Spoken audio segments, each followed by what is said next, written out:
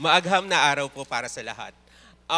My talk for today is about blockchain for sustainability. So, I am Orland Tubola from Polytechnic University of the Philippines, current director of the Research Institute for Strategic Foresight and Innovation. So, what comes first in our mind when we hear the word sustainability? Us in the Polytechnic University of the Philippines and maybe most of faculties and academicians in state universities would think about this 17 Sustainable Development Goals which the United Nations wanted to materialize by the year 2030. But I think it is important for us as well to understand what sustainability is and what is sustainable development. It was defined by Orland report in 1987 as meeting the needs of the present without compromising the ability of future generations to meet their own needs. Notable aspect of this definition are that it is global in scope, timeless, reflects an ongoing process, and includes a moral responsibility for equity and justice. So that's sustainable development. And in RISP, PUP RISP, we believe that blockchain has a greater role in making sure that somehow we could achieve the 17 Sustainable Development Goals. How can I say so? Because of the following examples. Example number 1 is on SDG number 7, affordable and clean energy. So in achieving affordable and clean energy, we wanted to also achieve that in the Philippines. But the current scenario of our energy sector is this. This is actually the title of my paper in energy and sustainability in my PhD. Why is the price of electricity in the Philippines so high, and what can we do about it? This is actually my first lecture as well when I am discussing renewable energy in my class in PUP. So there are two questions here. Why is the price of electricity in the Philippines so high? And at the same time, what can we do about it? The first question is, why is the price of electricity in the Philippines so high? Actually, this is a 1-hour lecture, but I wanted to summarize it in 4 words. One is that in the entire history of energy sector in the Philippines, it shows a lot of incompetence, corruption from the government, rent-seeking from the private sector, and at the same time, a little misfortune. Misfortune in a sense because in the history of the energy sector in the Philippines, one misfortune is the fact that Chernobyl nuclear power plant exploded, and that affected our nuclear energy program in the Philippines. At the same time, in the times of Ramos, Ramos actually encouraged the private sector to build a lot of generators in order for us, the Philippines, to prepare for Ramos' vision of Philippines 2000, which in the year 2000, the Philippines will be a tiger economy. But in the 1990s, the Asian economic crisis happened, and therefore, there's no growth in the economy, but the generators exist, and the government is paying the private sector.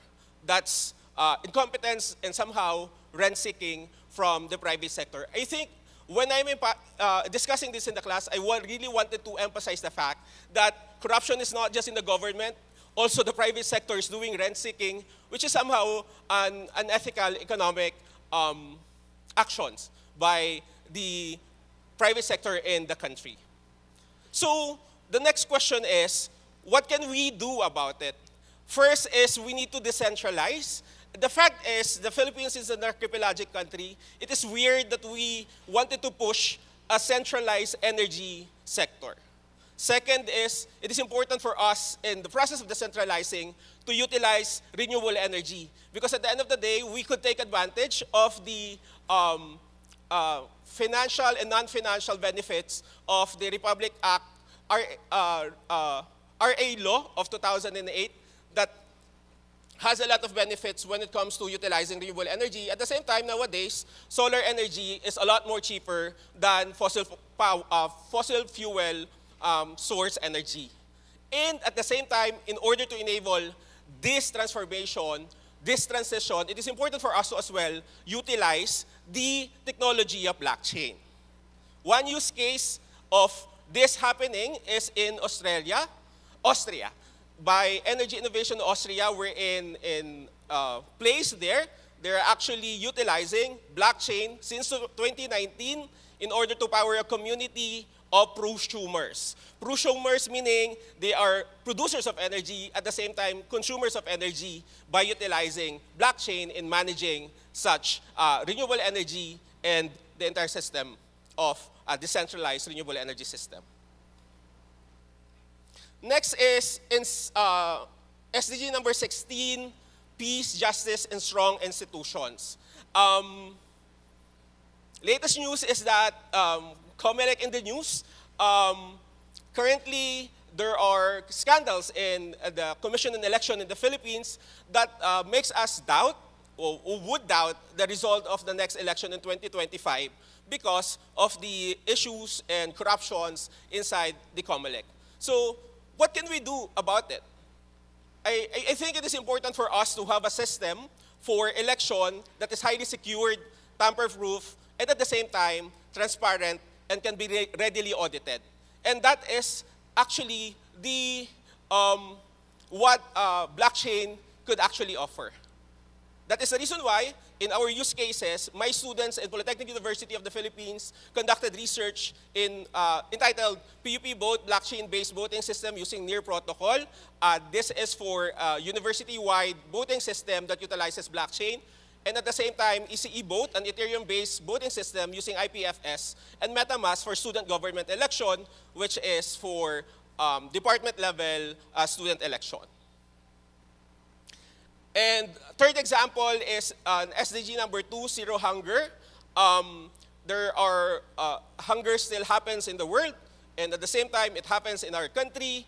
By Global Hunger Index states that we are in moderate, has a level of hunger that is moderate. So, what can we do about it?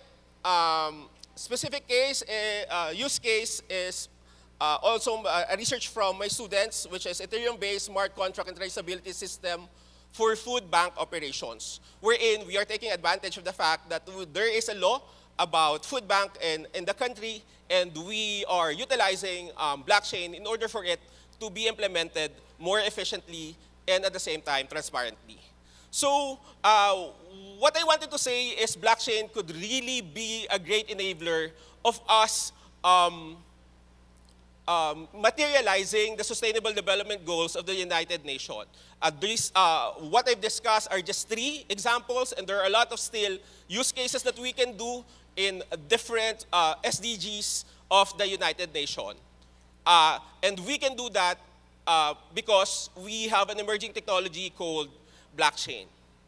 So as I started my presentation, it is our moral responsibility to ensure that the future we create is a future with social equity and social justice, and blockchain technology could help us materialize that. Again, thank you. Nasa agham, teknolohiya at enhinyeriya ang tunay na pag-asa.